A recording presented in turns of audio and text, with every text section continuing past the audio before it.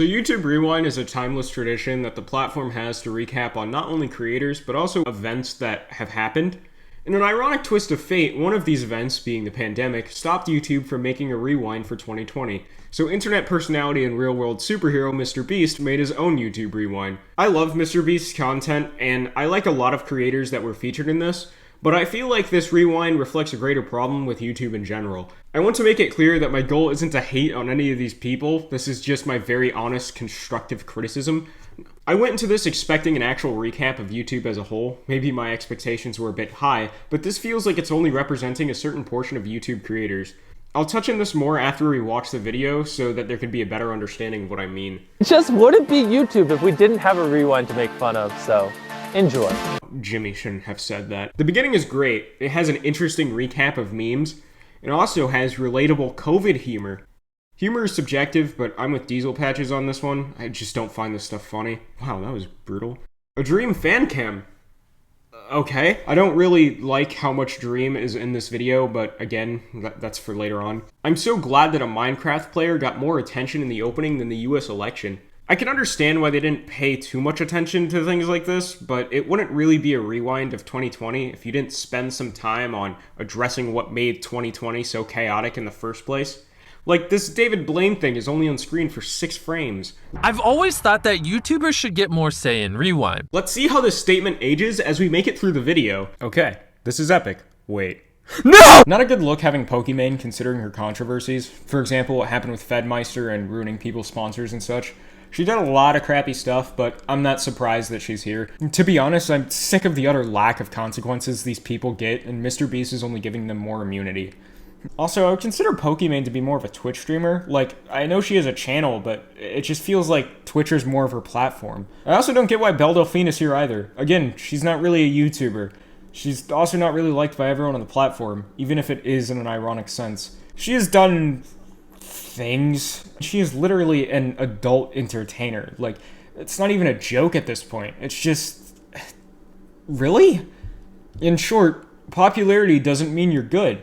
We haven't even gotten that far in, and we're already losing the sense of YouTube. What do you want in YouTube Rewind? What do I want in YouTube Rewind? What do I want in YouTube Rewind? How about The Mandalorian? Maybe Sephiroth and Smash? Minecraft. What? Minecraft? Is this just another excuse to talk about Dream? This year was a big year for Minecraft. I love you. I would put a lot of Minecraft. The resurgence of Minecraft? Minecraft! You stupid chicken! Look, I have a PhD in being a gamer, and I can assure you that Minecraft's resurgence was back in 2019. Luke Notable, 100 Days, 2019. FAF9, The Resurgence of Minecraft, September 30th, 2019. Junkie Janker, The Revival of Minecraft, 2019. SMP Live, 2019. So many amazing games came out this year. Dream. Hey, that's cheating! Why is there so much time being dedicated to Dream? This video is 6 minutes and 30 seconds long, and 30 seconds are dedicated to him. You already had a Dream thing in the beginning. Can Alfred pop in and say forward aerial? There's no way! I wonder how Caleb feels about his clip being used as a reaction to this Minecraft play that's honestly mediocre at best. They could have done the Ayo the pizza here and then cut to like a dumb death in Manhunt or something. They could have done something so much more inspired. Like this. Yo, the pizza here! Oh, bruh! Among Us funny moments. Sadly, this is the only clip from J-Schlatt that they could play without Twitter trying to cancel them. Corpse husband. Corpse husband. Corpse husband. Corpse. His voice, he makes my arm hairs stick up. I've been waiting so long for this. Okay, I don't get the appeal of Corpse Husband. I thought the internet collectively agreed that all this edgy stuff was cringy, but now they're backpedaling. Makes me think that all these people just see these creators as a trend to bandwagon on, and one day it'll all be over. Think about it. When all these creators started picking up traction, all the Fortnite craze kinda died out. Same thing with how Fall Guys was ultimately knocked out when Among Us came about. It's no different. Why do they keep using KSI as like a reaction? Did they just have him like sit down for an hour and just do a bunch of different reactions and then they like spliced it? Because like going through the video, I'm pretty sure he's wearing like the same headband and outfit in the same chair. You have a tribute to those who have passed, and then it immediately cuts to people saying that the worst part of 2020 was when Disneyland closed, and when David Dobrik moved to TikTok. Worst part of 2020 is when Disneyland closed. David Dobrik quit YouTube and switched to TikTok. Glad to see that everyone here is on the same page. The worst part is that the tribute didn't even include everyone who passed in 2020, and if I'm being completely honest here, the segment felt like it was phoned in. PewDiePie's Rewind had a point where they stopped the contents of the video to have the tribute, then slowly moved to a different segment. This didn't have that. It felt when Logan mentioned Kobe, the editors were like, oh yeah, we should do a tribute. There's just absolutely no pacing between these two segments, and it's rocky. It's a bit of a virus going round. Am I supposed to laugh? That Too Mad bit would have actually had been funny if it was coming off of anything other than the COVID segment. You have this segment that's supposed to be serious, and then you just immediately jump back into the joking with like almost no halt. There's actually one guy in this entire segment congratulating healthcare workers, and then he's just immediately cut off by the dude complaining about Disneyland. Going to sacrifice at all of the healthcare The worst part workers of and 2020 frontline is when workers. Didn't he like make... Oh no. Yeah, it didn't take that long for this to age poorly. Now, obviously I'm not going to hold it against MrBeast. There's no way he could have known. It's just really unfortunate. The god himself. Are you kidding me? Now all they need is Azzyland and they will have the complete collection of gamer girls. Oh, sorry, my bad. I mean just gamers. Why does Belle Delphine have more screen time than Review Bruh? Ah, yes. Our favorite Minecraft speedrunner made it into Rewind. This is epic. TikTokers becoming YouTubers. Why should we celebrate TikTokers becoming YouTubers? Or becoming anything for that matter? Have you seen Attaway General? I do not think that these so-called talk tickers should be counted as YouTubers because of their 3-week vacation on the trending page. Kinda defeats the point of YouTube being a platform for anyone when you have what is essentially a business at this point running the trending page. I just don't understand why all these people from different platforms are in YouTube Rewind. This is becoming a recurring theme. Don't even bother looking for your favorite YouTubers, the clips repeat. I want to see what Dream really looks like. No, you don't.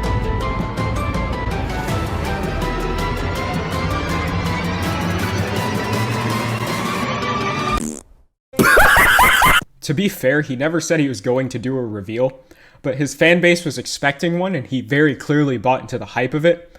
I am so glad that his fan base got the dumbest things trending for a week so that he could not reveal his face.